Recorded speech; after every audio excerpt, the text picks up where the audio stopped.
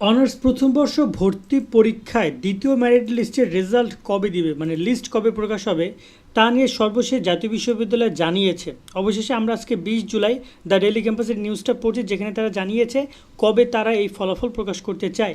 ইতিমধ্যে তোমরা জানো প্রথম ধাপে কিন্তু ভর্তি কার্যক্রম শেষ হয়েছে গত 16 তারিখে। আগামীকাল 21 জুলাই তাদের ক্লাস শুরু হচ্ছে। তোমরা অনেকে হয়তো আপসেট, কারণ তোমরা ক্লাসে জয়েন করতে পারছো না ওরিয়েন্টেশন ক্লাসে।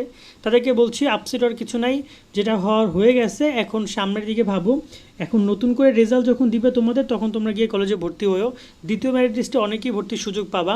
তোমরা দ্বিতীয় মেরিট লিস্টের রেজাল্ট কীভাবে দেখতে পারবা? যেভাবে তোমরা প্রথম মেরিট লিস্টের রেজাল্ট দেখেছো, এই যে অ্যাপ্লিকেন্ট লগ ইন অপশনে ক্লিক করে, অথবা এখানে দেখতে পাচ্ছ অ্যাডমিশন টেস্ট রেজাল্ট, এখানে ক্লিক করে অ্যাপ্লিকেশন আইডি দিয়ে তুমি তোমার রেজাল্টটা দেখতে পেয়েছো। ঠিক একইভাবে তুমি তোমার এই যে দ্বিতীয় মেরিট লিস্টের রেজাল্টও দেখতে পারবা খুবই সহজে, এবং অ্যাপ্লিকেশন আইডি এখানে এন্ট্রি নিয়ে তুমি এখান থেকেও তোমার রেজাল্টটা দেখে নিতে পারবা। এই টোটাল 2-3টা উপায় তোমাদের রেজাল্টটা দেখা যাবে, এবং SMS এর মাধ্যমে রেজাল্ট দেখা যাবে, বা যাবতীয় যত ইনফরমেশন আছে সেগুলো আমরা নিয়মিত প্রোভাইড করার ট্রাই করব। এই জন্য কিন্তু আমাদের সাথে সাবস্ক্রাইব করে যুক্ত থাকতে হবে। এবার আসি রেজাল্ট কবে দিবে। জাতীয় বিশ্ববিদ্যালয় জানিয়েছে যে চলতি এখানে নিউজে দেখতে পাচ্ছি আমরা, জাতীয় বিশ্ববিদ্যালয় 24-25 শিক্ষাবর্ষে প্রথম বর্ষ স্নাতক সম্মান ভর্তি কার্যক্রম প্রথম মেধা তালিকায় ভর্তি ইচ্ছুক শিক্ষার্থীদের বিষয় পরিবর্তন মানে মাইগ্রেশনের কথা বলেছে, এবং দ্বিতীয় মেধা তালিকা আগামী 23-24 জুলাইয়ের মধ্যে প্রকাশ করা হবে।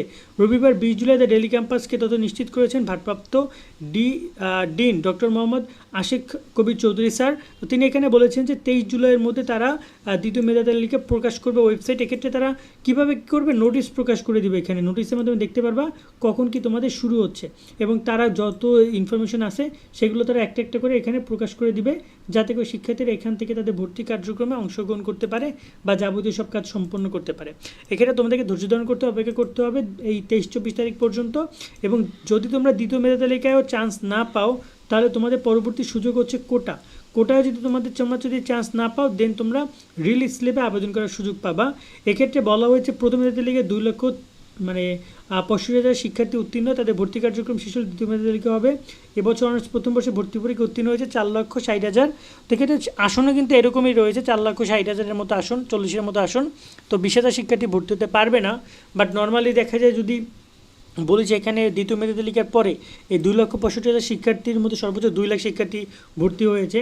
এখনও প্রায় 65,000 শিক্ষার্থী যারা কিনা ভর্তি হয় নাই, মানে কলেজ পাওয়ার পরে তারা ভর্তি হয় নাই, সাবজেক্ট পাওয়ার পরে তারা ভর্তি হয় না, কারণ তারা অপেক্ষা করছে রিলিজ স্লিপের জন্য, কারণ তাদের কলেজ হয়তো পছন্দ হয়নি, সাবজেক্ট পছন্দ হয়নি। তারা এখন নেক্সট দ্বিতীয় রিলিজ স্লিপে ট্রাই করবে, অথবা তারা দ্বিতীয় মেরিট লিস্টে ট্রাই করবে, অথবা রিলিজ স্লিপে তারা ট্রাই করবে। তো এটা হচ্ছে আপাতত এই অ্যাডমিশন নিয়ে সর্বশেষ আপডেটগুলো। সামনে আরও নতুন নতুন আপডেট আসবে, সেগুলো আমাদের কিন্তু আমাদের এই চ্যানেল প্রকাশ করা হবে। এই জন্য আমাদের সাথে যুক্ত থাকতে হবে সাবস্ক্রাইব করে। সকলে অনেক অনেক ভালো থাকবে। আল্লাহ হাফেজ।